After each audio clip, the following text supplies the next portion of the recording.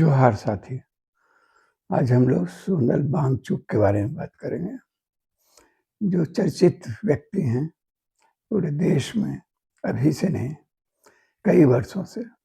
उस ज़माने से जब उन पर थ्री इडियट नाम की एक फ़िल्म बनी थी, उनके कैरेक्टर को ही नायक बनाकर, उनके चरित्र को नायक बनाकर, उस समय से हम लोग जानते हैं उनको, और बाद में तो लगातार सुर्खियों में बने रहे। तरह-तरह के अपने वैज्ञानिक प्रयोगों और उसके समानांतर, उसके साथ-साथ अहिंसक तरीके से संघर्ष करने वाले व्यक्ति के रूप में उनकी छवि कुल मिलाकर ऐसी ही है। बुद्धिमत्तापूर्ण, विद्वान, लीक से हटकर जो साइंटिफिक तरीके से जीवन जगत को देखता है और कुछ काम करता है, प्रयोग धर्मी काम, जिससे चीजें बदलती हैं और नया रास्ता खुलता है। वो सोनल बांगचुक पिछले कुछ वर्षों से चर्चा में थे, अपने अहिंसक तरीके से संघर्ष के लिए। लद्दाख में जब कश्मीर से अलग करके, यानी जब धारा 302 हटाकर जब कश्मीर से अलग कर दिया गया लद्दाख को, और उसको काउंसिल बना दी गई, एक अलग केंद्र शासित प्रदेश। तो उसके बाद से वो लगातार आंदोलन कर रहे हैं, क्योंकि भाजपा ने जो वादे किए थे उसको पूरा नहीं कर रहे थे। वादे क्या थे कि इसको, लद्दाख को भी एक अलग राज्य का दर्जा दिया जाएगा और उसको 6ठी अनुसूची में शामिल किया जाएगा। ये 2 था मुख्य, और यही 2 मुख्य डिमांड है इनका। और भी डिमांड था, और इसके लिए वो अहिंसक तरीके से आंदोलन कर रहे थे। अहिंसक तरीके से, पूरी तरह अहिंसक, माने धरना प्रदर्शन किए, लगातार अनशन किए, कई बार 3, 4, 5 बार अनशन कर चुके हैं 3 बरस के दौरान, और अनशन तोड़ते हैं फिर। और दिल्ली तक की यात्रा भी किए थे एक बार अपने साथियों के साथ, ताकि यहाँ के लोगों को अपनी व्यथा, अपनी समस्याएं लद्दाख के बारे में। लद्दाख जो सीमावर्ती क्षेत्र है चीन से, जिसकी सरहदें मिलती हैं, और जो चित्रों में बेहद खूबसूरत नजर आता है। वहाँ का प्राकृतिक दृश्य भी, वहाँ का स्वच्छ नीला आकाश, उसके नीचे फैले घाटियाँ, पहाड़ी, बर्फ से ढकी चोटियाँ, और उनके बीच से निकलती नदी, ये सारा कुछ बेहद मनोरम है। वहाँ के लोग भी, और पूरी तरह शांतिपूर्ण वो इलाका ही है। वहाँ से एक शांतिमय जीवन भी है, और इसी तरह का वहाँ के लोग हैं।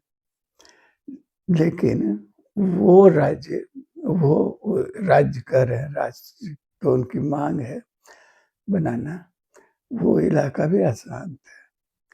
और अशांत यह है इस चिंता से कि जिस तरह से उस इलाके के पर्यावरण को बिगाड़ा जा रहा है, चीजें बदल रही हैं जिस तरह से, जिसकी वजह से वहाँ तरह-तरह के संकट पैदा हो रहे हैं। क्योंकि बाहर के लोगों के लिए, और जो दूर से देखते हैं उनके लिए तो समझ में नहीं आएगा कि संकट क्या है। सब कुछ खूबसूरत, मनोरम, अभिराम जिसको कहते हैं, विस्मित कर देने वाला, वहाँ जाके देखकर चीजों को, प्रकृति के विराट रूप को देखकर। लेकिन वहाँ के लोगों का कष्ट होता है बहुत तरह का, यदि पर्यावरण वहाँ का बदलता है। सबसे बड़ा संकट है पानी का, जल का। वो तो अब पर्यावरण बदल रहा है, क्योंकि जो हमेशा से कहा जाता रहा है कि प्रकृति सभी की जरूरतों को पूरा कर सकती है, लेकिन चंद लोगों के, कुछ लोगों के भी जो उनके अंदर के जो ये प्रचंड प्रेजेंट लालच को उसको नहीं मिटा सकती, उससे हार जाती है प्रकृति और तब बहुत विनाश होता है, जिस तरह का आप उत्तराखंड में हाल के दिनों में देख रहे हैं। पहाड़ों को खूब खोखला कर दिया गया है बुरी तरह, हर जगह वो ढह रहा है, प्रचंड बारिश होती है और सब कुछ तबाह हो रहा है। उसी तरह कश्मीर वो वहाँ लद्दाख में जो प्रकृति बदल रही है, वहाँ का पर्यावरण बदल रहा है, उससे वहाँ के लोगों का जीवन दूभर होता जा रहा है। जो सबसे बड़ा जो संकट है वहाँ के लिए कि सीधी जो भी थोड़ी बहुत जमीन है जहाँ चारागाह है, जहाँ से वहाँ के वहाँ जो लोग अपने पशुओं को चढ़ाते हैं, उसके लिए खाना, वो पूरा इलाका धीरे-धीरे उधर सोनल वांगचुक का कहना है, उल्टे कहना है ये कि चीन बहुत कुछ उधर हड़प चुका है, बहुत सा हिस्सा और अब वो इलाका कॉरपोरेट को, और कॉरपोरेट के सबसे बड़े कॉरपोरेट कौन है सब जानते हैं, जो सबसे प्रिय हैं अडानी, उनके लिए वो बड़ी योजना है उनकी कि वहाँ पर सौर ऊर्जा पैदा करेंगे और उसके कारण वो इलाका वहाँ के लोग दहशत में है कि उसका क्या प्रभाव पड़ेगा, क्योंकि एक सीधी सी लोग कल्पना करते हैं कि कहीं भी सौर ऊर्जा से जब बनेगा बड़े पैमाने पर हजारों एक माने एकड़ जमीन में जब सौर ऊर्जा का संयंत्र लगाया जाएगा, चाहे वो काम शुरू होगा, तो उससे जो गर्मी पैदा होगी उससे ग्लेशियर पिघलेगा और बहुत कुछ तबाही और बहुत चीजें बदलेंगी और इस आतंक से माने आतंकित होकर ही वहाँ के लोग आंदोलनरत हैं, जिसका नेतृत्व जो हैं तो बहुत सारे लोग, लेकिन जिसका नेतृत्व सोनल वांगचुक कर रहे हैं और इसलिए उनको काट लगा यही कि दो मांग वो कर रहे हैं मुख्य रूप से। एक तो उसको लद्दाख को अलग राज्य का दर्जा दिया जाए, जैसा कि वादा किया गया था, केंद्र सरकार ने किया था, भाजपा सरकार ने किया था। दूसरा, छठी अनुसूची में इस इलाके को रखा जाए। छठी अनुसूची के बारे में देश के बहुत सारे लोग, आदिवासी इलाकों के बाहर के लोग ठीक से नहीं समझते छठी अनुसूची क्या है और कुछ लोगों को तुरंत हॉन्ट भी करता है कि ये क्या हुआ कि किसी भी इलाके के लिए कोई ऐसा प्रावधान हो जो देश के अन्य हिस्सों में नहीं हो, लेकिन ऐसा है। छठी अनुसूची और 5वीं अनुसूची में शेड्यूल्ड एरिया जिसको कहते हैं है, उसका प्रावधान हमारे संविधान में है और अंग्रेजों के जमाने से ही शुरू हुआ था। उसके बाद अपने भारतीय संविधान में भी, यानी जहाँ आदिवासी आबादी का घनत्व बहुत ज्यादा है, वहाँ उनको अपने तरीके से जीने का हक दिया गया है। उनको अपने तरह से अपना स्वशासन, अपने इलाके की सुरक्षा की गारंटी उनकी हो, वहाँ जल जंगल जमीन बचा रहे, क्योंकि उसी पर वो केंद्रित है उनका लाइफ, उनका जीवन, इसलिए ये प्रावधान रखे गए हैं। वो जो छठी अनुसूची है वहाँ के प्रावधान कुछ ज्यादा कड़े हैं और 5वीं अनुसूची जिसके प्रावधान थोड़े छठी अनुसूची से कम है।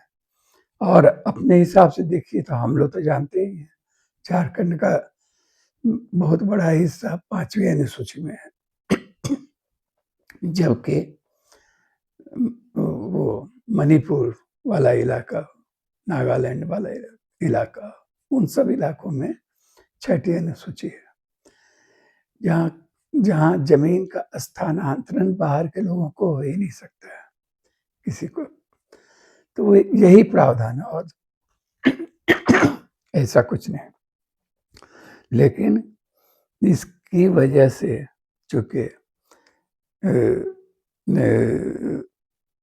सोनल वांगचू को पर देशद्रोह का मुकदमा लगाया गया। एनएसए के तहत, राष्ट्रीय सुरक्षा कानून के तहत उनको गिरफ्तारी हो गई।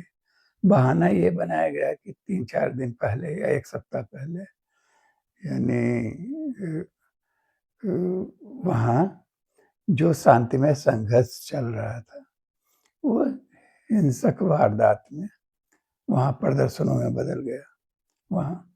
वहाँ जो नौजवान, वहाँ की जो युवा पीढ़ी थी, जो इस आंदोलन में अभी तक शामिल नहीं थी, युवा पीढ़ी मतलब स्कूल कॉलेज के छात्र, लड़के लड़कियां, ये लोग दूर से ही इस आंदोलन को देख रहे थे। वहाँ के उनके गार्जियन उनका अभिभावक आंदोलन चला रहे थे और उनको इसमें कुछ खास आकर्षण नहीं था। हालांकि वो भी आते थे और अनशन जब करते थे उस स्थान पर आते थे, वांगचू के, सोनल के प्रति सम्मान प्रकट करते थे, नेताओं के प्रति, ये सब होता था। लेकिन साथ ही साथ कहीं न कहीं वो लोग इस अहिंसक आंदोलन का मजाक भी उड़ाते थे। माने उनको लगता था कि इससे कुछ होने वाला नहीं है। खैर, ये जब पिछली बार जब अनशन कर रहे थे ये लोग, तो जब कुछ लोग की स्थिति बिगड़ी और वो हॉस्पिटलाइज करना पड़ा, तब उसके बाद वहाँ थोड़ा-सा स्थिति बेकाबू हो गया। सड़कों पर नौजवान लड़के-लड़कियाँ उतर गए हज़ारों हजार की संख्या में और कुछ तोड़-फोड़ भी हुआ। जैसे भाजपा के कार्यालय को जला दिया गया और काउंसिल के दफ्तर में बड़े पैमाने पर तोड़-फोड़ हुई।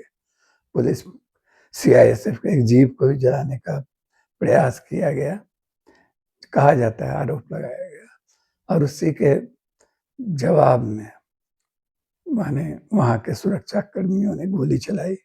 पुलिस सुरक्षा बल ने 4 आदमी मारे गए और उसके बाद सोनल वांगचू ने अनशन तोड़ दिया और वापस चले गए। तो और यही उनका अपराध हो गया। सत्ता के लोग, सत्ता में बैठे लोग जो जिन्होंने उन पर कार्रवाई की, उनको गिरफ्तार किया, उनका मुख्य आरोप यही है कि वो तो अनशन कर रहे थे, सब कुछ कर रहे थे। अनशन स्थल पर लोगों को भड़काया जा रहा था और जब स्थितियां बेकाबू हो गई तो वो उठ के चल दिए। हालांकि सोनल वांगचू के आगे पीछे दिए गए बयानों में, उनके भाषणों में कहीं इस तरह का कोई, वो लगातार यही कहते रहे कि हिंसक तरीके से हम कुछ हासिल नहीं कर सकेंगे, अहिंसक तरीके से ही हम अपनी इस लड़ाई को मंजिल तक पहुंचा सकेंगे, वो लगातार बोलते रहे। लेकिन हाँ, शॉक्ड हुए वो भी और चले गए कि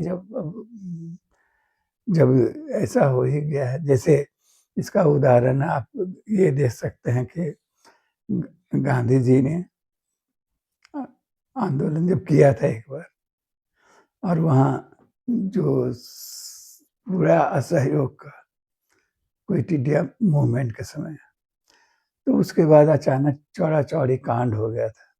यानी कुछ लोग हिंसक हो गए थे और पुलिस के लोगों पर को जला दिया था जिंदा। इसके बाद से गांधी जी ने आंदोलन वापस ले लिया और हट गए कि नहीं, ऐसे नहीं चलेगा आंदोलन। और हो सकता है इसी तरह का था। सोनल वांगचू को लगा, हाँ, एक चीज वो लगातार कहते रहे हैं कि जब वो कहते रहे और हम सब समझ सकते हैं कि शांतिमय संघर्ष का एक सीमा है। आपको जैसे यानी लोकतांत्रिक व्यवस्था में जनता को विरोध करने का क्या-क्या तरीका हो सकता है?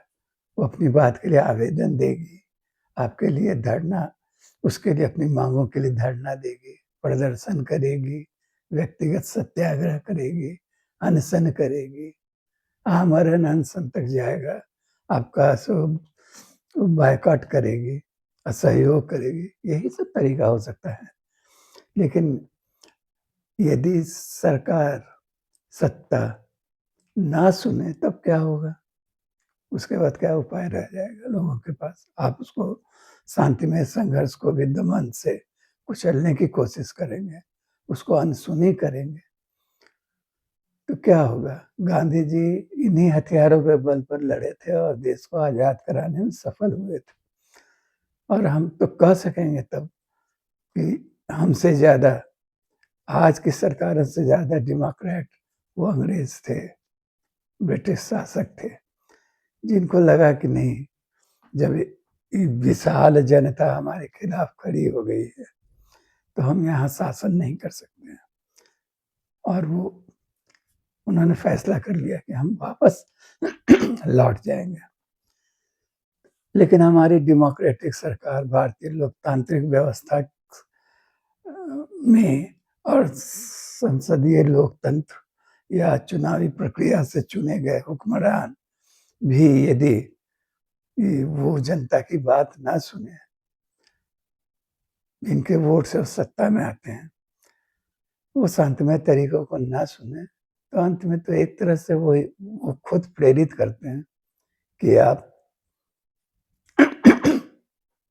आप ऐसे रास्ते पर चल पड़िए मजबूर होकर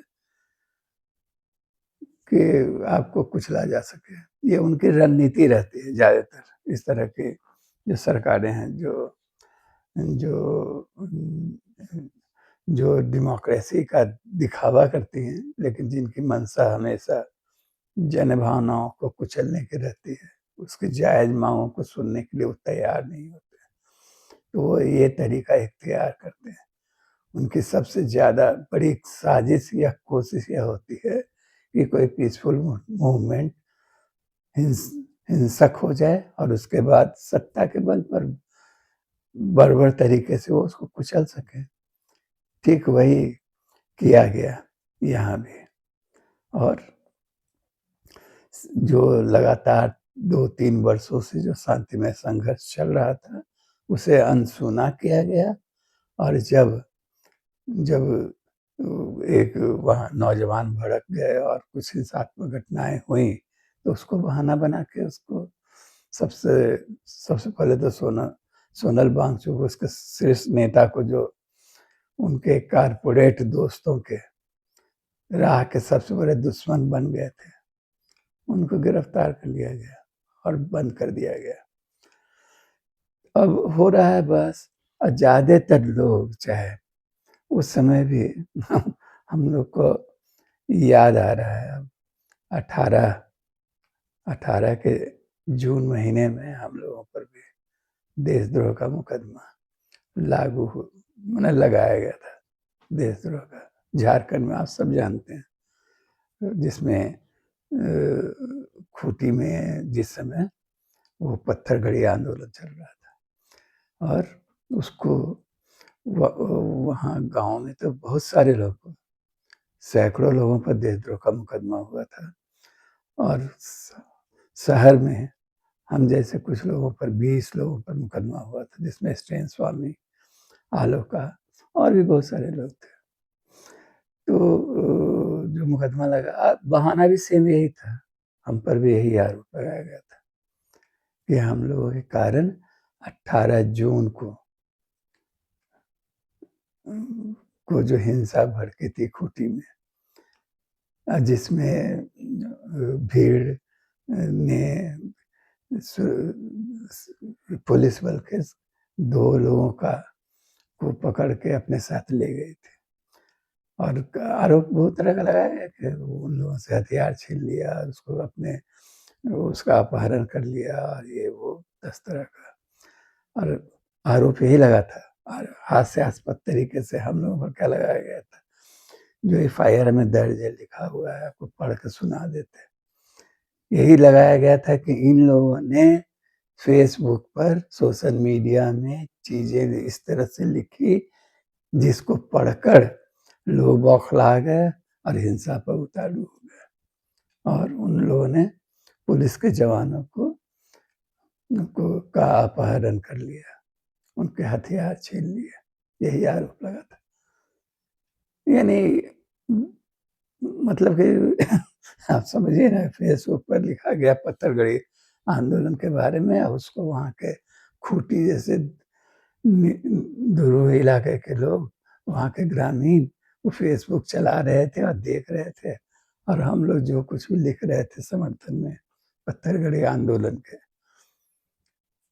उसके कारण वो भड़क गए और उन लोगों ने इस तरह की कार्रवाई की, और इसके लिए हम लोग देशद्रोही हो गए थे।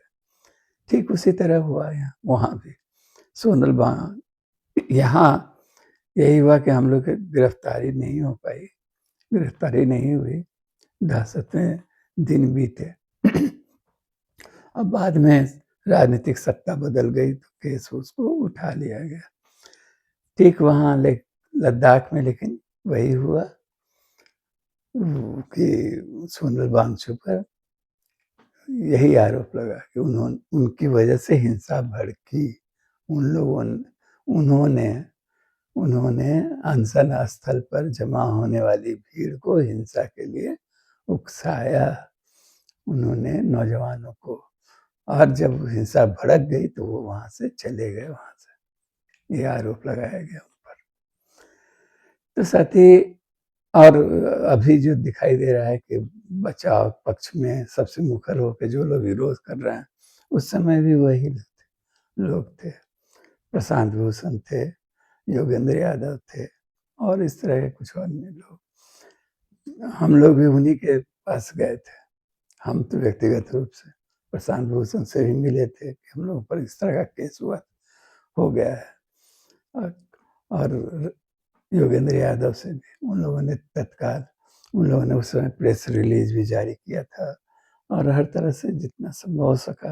हालांकि प्रशांत भूषण का कहना था कि वो एफआईआर जो है इडियोटिक है, मूर्खतापूर्ण है, मतलब कुछ नहीं होगा, आप लोग की गिरफ्तारी वगैरह नहीं होगी इससे।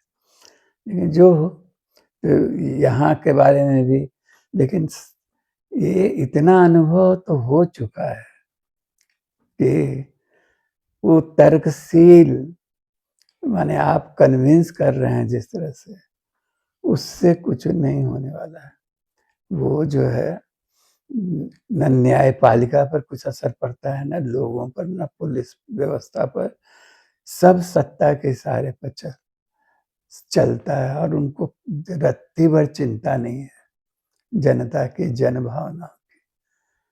तो इसलिए इस मामले में भी हम लोग जो बहुत कुछ लॉजिक और ये वो देख के ये साबित करने में लगे हैं कि सोनल वांगचू देशद्रोही नहीं है।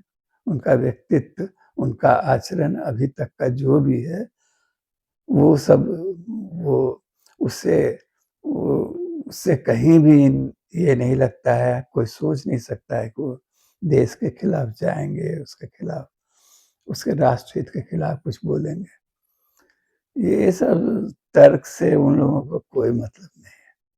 हम लोग अपने ही केस में देख चुके हैं वहाँ कि कैसे एक दिन के हिंसात्मक उत्तेजनात्मक घटना को लेकर बहाना बनाकर किस तरह से खूंटी को कुचला गया था। और उस दिन आंदोलन में क्या हुआ था? हुआ यही था कि जहाँ पत्थरगड़ी लोग कर रहे थे, वहां पर पुलिस पहुंची और कुछ लोगों को मारपीट, कुछ की गिरफ्तारी, इस तरह होके चल दी वहां से। तब जब भीड़ जब बाद में वहां पहुंची तो उसने देखा कि उनके साथियों को ले जाया गया है, पकड़ के गिरफ्तार कर लिया गया है, ये वो। तो वो उत्तेजना से भर गए और वो लोग लौटने लगे। तो कड़िया मुंडा के घर से में जो दो चार सुरक्षा कर्मी थे, या वहां भागकर कुछ चोर रह गए पुलिसकर्मी, वहां चले गए थे, तो उनको पकड़ के अपने साथ ले गए थे और इतना ही वो समझती थी उस समय तक कि ये सरकार जो है ये चाहे प्रशासन के लोग आएंगे और इसी बहाने हम लोग संवाद करेंगे, अपनी जायज़ माँग रखेंगे और लेकिन वो लोग तो इसको पूरा मौका दिए कि नहीं, रात भर रखो और दूसरे दिन अखबार की सुर्खियाँ में इस तरह की बनी खूब जमकर, ये सब हुआ वहाँ और इस तरह से अपहरण हुआ और ये हुआ, वो हुआ और इन लोगों ने राष्ट्रद्रोह का काम किया है और अगले दिन फिर उसका दमन हुआ। ठीक उसी तरह इस यहाँ भी किया गया है। वहाँ यहाँ भी मामला यही था कि खूंटी और उसके आस-पास जो माइनिंग का बड़ा-बड़ा क्षेत्र हाल के दिनों में निकला है, जिसमें सोने की खदानों के बारे में ही या यहाँ से शहर के विस्तार के लिए जो ज़मीन चाहिए सरकार को, तो उसके लिए उसमें अवरोध खड़ा कर रहा था, पत्थरगढ़ी आंदोलन।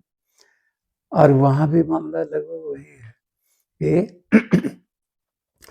कि वहाँ कारपोरेट को अब वो जगह चाहिए वहाँ।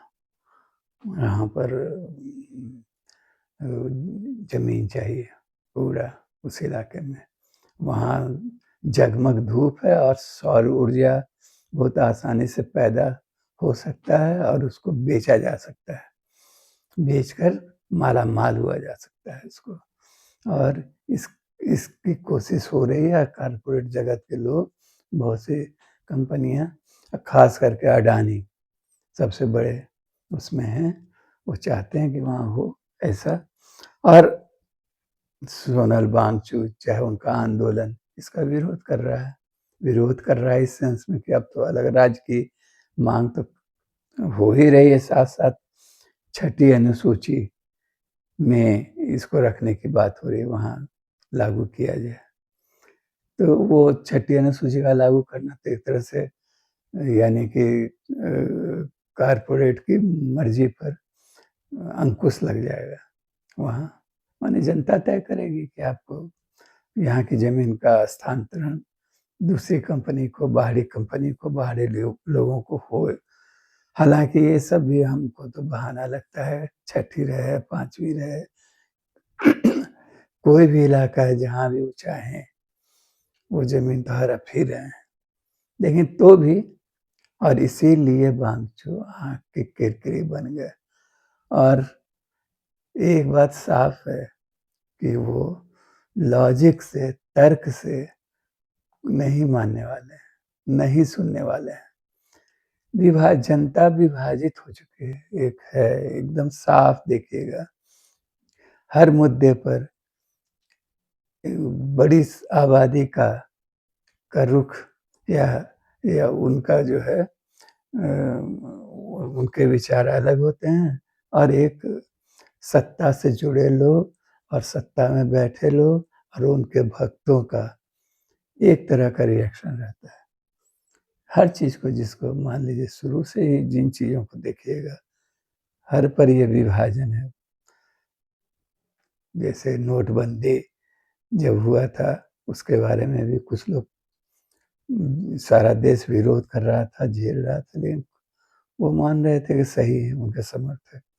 नो अभी अभी-अभी जैसे जीएसटी लागू हुआ, तो उसके समर्थक हैं, जनता भले विरोध करती रहे।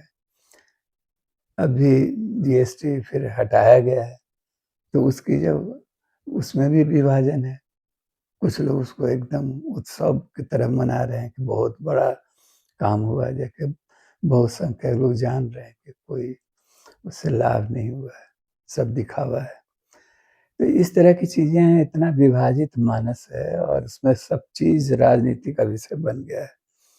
तो उसमें उम्मीद करना कि ये सरकार उनकी बात सुनेगी, ये न्यायपालिका का भी रुख कुल मिला के उनके पक्ष में ही रहता है। जिसमें न्यायपालिका ये करती है कि हाँ, बाबरी मस्जिद को गिराना तो गलत हुआ, लेकिन उसको माना गया कि जनभावना के अनुकूल माने ऐसा है, तो अब उसमें क्या किया जा सकता है?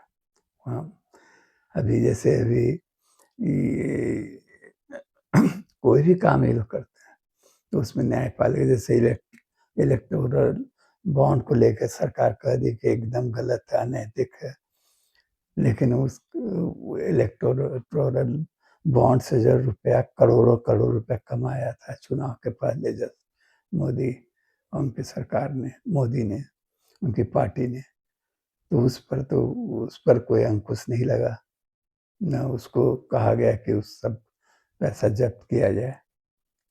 तो फैसला कोर्ट का भी कुल मिला के उसी तरह का होता है। कभी कभी भ्रम होता है लोगों को कि कोर्ट आपके मनोनुकूल, माने डेमोक्रेसी को बचाने वाले अहम फैसले लेती हैं, लेकिन वो छलावा ही होता है। सत्ता जैसा चाहेगी वैसा ही होगा। जैसे उमर खालिद के मामले में तो आप देख ही रहे हैं, जेल में 5 बरस से पड़ा हुआ है और कुछ हो भी नहीं रहा है, ना केस की सुनवाई हो रही है, ना सजा हो रही है, बस सड़ते रहो। अब पूरी न्याय व्यवस्था मूक भाव से सब कुछ देख रही है। तो इसी तरह इस मामले में भी उम्मीद न करें कि सरकार आपके तर्कों से, आपके बुद्धिमत्तापूर्ण बातों से ये कुछ कोई सुनने वाली है, समझने वाली है। ये पॉलिटिकल मसला है और राजनीतिक रूप से ही पराजित करके मोदी को और भाजपा को आप कुछ बदलाव ला सकते हैं और इस मामले में भी कुछ कर सकते हैं। और अभी ताज़ा तरीन जो आगे वाला लिटमस टेस्ट जिसको कहते हैं, जो जो प्रयोग होने वाला है बिहार में चुनाव में, वो निर्णायक होगा। यदि बिहार चुनाव में मोदी पराजित होते हैं, हारते हैं, भाजपा हारती है, तो थोड़ी बहुत उम्मीद बनेगी कि हमारे देश में डेमोक्रेसी बहाल हो सकेगी, उस दिशा में हम चल पाएंगे। नहीं तो स्थितियां और विकराल होंगी और उसका उपाय जनसंघर्ष ही है। खुला जनसंघर्ष, व्यापक जनसंघर्ष, पूर्णतः शांतिमय और अहिंसक जनसंघर्ष। यहाँ यहाँ यहाँ यदि कुछ उत्तेजना में करने की कोशिश हुई तो उससे लाभ नहीं होगा। यहाँ सत्ता बहुत शक्तिशाली है और सत्ता को हम ही ने शक्तिशाली बनाया है और इसलिए शांतिमय संघर्ष और राजनीतिक लड़ाई, राजनीतिक रूप से इस भाजपा को पराजित करके ही हम कुछ बदलाव ला सकेंगे। उनसे किसी और तरह की उम्मीद करना कि वो हमारे तर्कों को, जनता की भावनाओं का वो आदर करेंगे, ये एकदम फजूल है, बेकार है। वो कारपोरेट परस्त सरकार है, कारपोरेट के हित के लिए काम करती है और करती रहेगी। और सबसे बड़ी जो अपराध सोनल बांसु ने किया कि उन्होंने उनके परम मित्र अडानी की जो महत्वाकांक्षी योजनाएं हैं लद्दाख को लेकर, वहाँ भी खनन करना चाहते हैं, सौर ऊर्जा पैदा करना चाहते हैं, बहुत कुछ करना चाहते हैं विकास के लिए, तथाकथित विकास के लिए। और इसलिए उसकी राह में जो भी रोड़ा अटकाएगा उसका दमन होगा और उसको द्रोही कहा जाएगा। यही उनका पैटर्न है, काम करने का तरीका है। और जैसा कि कह रहे हैं, जैसा कि मेरा सीधा मानना है कि राजनीतिक रूप से ही इनको पराजित कर आप हम सब स्थितियों को बदल सकेंगे और कोई रास्ता नहीं। धन्यवाद साथी।